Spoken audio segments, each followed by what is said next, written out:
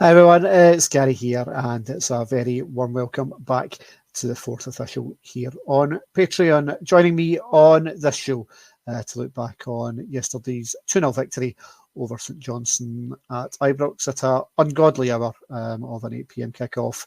Once again, back on the fourth official is Cameron McIver. Warm welcome back, Cammy.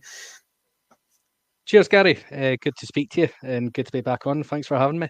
No, it's our pleasure, mate. It's our pleasure. And it's always good to have a victory to talk about. And I think after Lyon on Thursday night, it was always just going to be about getting the 3 points and getting into the international break no further unscathed.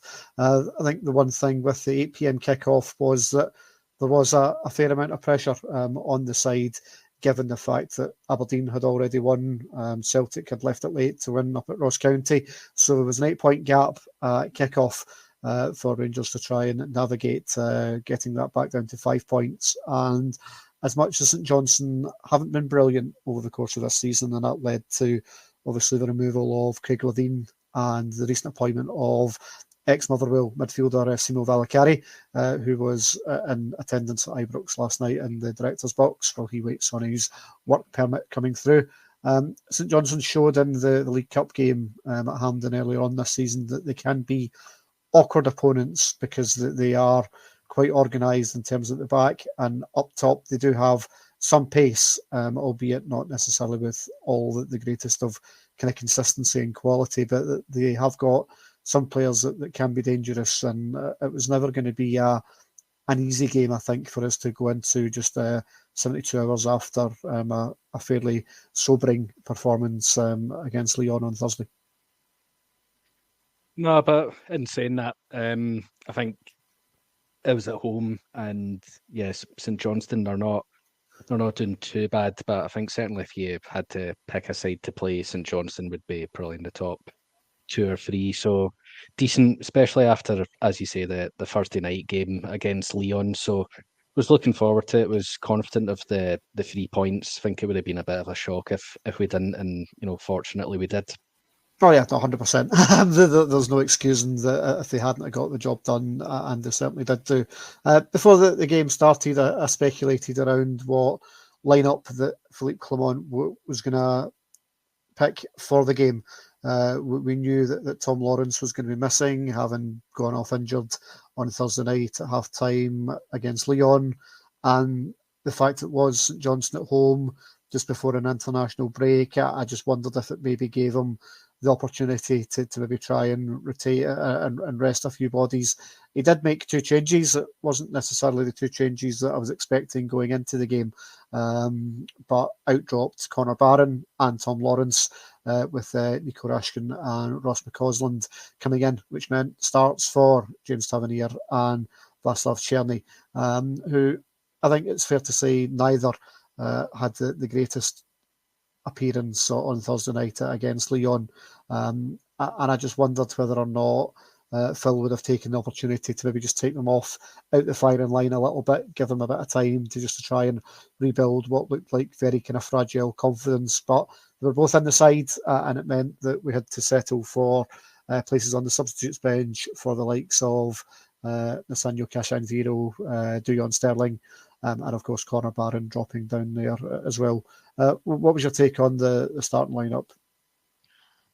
I think the first thing that I noticed, I was really pleased to see Ross McCausland starting. I think his performances over the last few weeks have definitely merited that. The only slight gripe that I had, and I knew this when I saw the team sheet, was that when I saw Cerny on the right, I knew McCausland was going to play in a sort of unnatural position on the left. I really think he'd merited playing on the right. I think his performances over the last few weeks have been when he's on the right hand side, and I thought he did well. He got his goal in Sweden against Malmo, so I thought that was well deserved, albeit on the left hand side. Really pleased to see him. I'm the same as you. I'm slightly surprised that Tavernier started and Cerny started, but maybe as we're about to come on to it, maybe shows how much I know about football, but maybe at the time, I don't know, I think managers do this quite a lot. Maybe when a player's not performing great, it's a sort of a sign of defiance almost that, yeah, well, I'll put them in the team and they'll put a good performance in, and that will show everyone.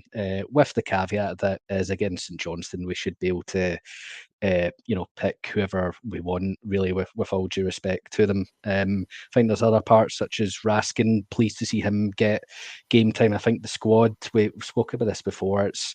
I wouldn't say it's threadbare, but certainly lacking quality and depth. So good to see him get some minutes and hopefully contribute as well. And of course, good to see Hadji on the bench. I was looking forward to him getting some minutes as well. So um, not the starting 11 that I would have picked, but at the same time, there are a couple of changes that I did quite like. Yeah, we'll certainly come on to speak about young Yanis in due course. But yeah, that was the other kind of big talking point before the game, was the re-inclusion of Yanis Hadji as a substitute. And as you mentioned, Cammy, the squad is lacking in numbers, especially with injuries, particularly in the wide area. So I wasn't massively surprised to see Cerny staying in there. I think one of the other options you could have maybe had was to start Cash and Vero or even Robbie Fraser at left back, do John Sterling in there as well, move Hefty up one and play him actually as a left winger, which we've seen already this season. That could have been an option for us, but he chose not to do that. But with Tom Lawrence being missing, it meant we got our first sighting of Nadeem Bayrami in the number 10 position that we signed him for, in all honesty, and certainly his position that he sees himself playing for us.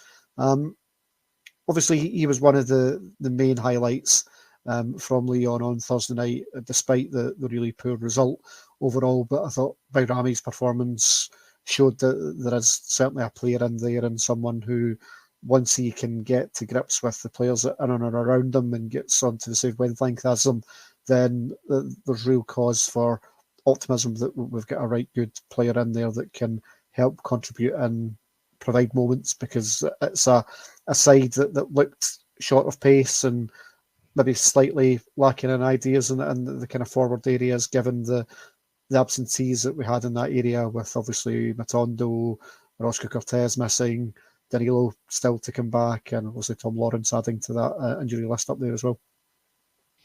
100%. I think my first impression of Bayrami, it's early days at the end of the day, but he recycles the ball well. I think it's quite rare for him to give the ball away. I think there's other times when he'll maybe take a man on, which I always like to see, even if it doesn't come off. I do quite like that as part of his game. So I think the early signs are good. Don't think he's the finished product by any means. There is that sort of gelling and chemistry aspect, which is only ever going to come with time. But yeah, he's certainly a player I like the look of, and it looks like he can play a couple of positions as well. Obviously, he played in that sort of attacking mid role last night, but equally happy to see him out on the left as well. I think he can still contribute there as well. So hopefully he becomes a key player for us, because I think the early signs so far have definitely been good ones for sure. One thing you always want in these matches against opposition like St Johnstone, who are going to be quite organised, that they're going to play with a lot of men behind the ball, is a fast start. And we certainly should have got that. And Cyril Dessers, who I think it's fair to say has his critics, however, has started the season in decent nick with 7 goals so far.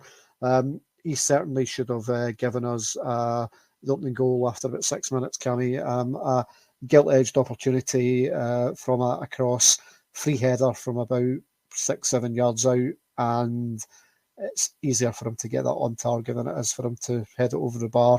But that's what we get for Cyril Dessers. It wasn't his greatest performance last night, but we'll come on to some other things regarding Cyril's performance. But it's your bread and butter like that when he's your main goal scorer or the main man that's in the team to provide you with those moments. You've got to be taking opportunities like that. And off the back of some of the chances we missed on Thursday night, early doors, this one you're going, is this going to be another example of not being able to finish your own dinner?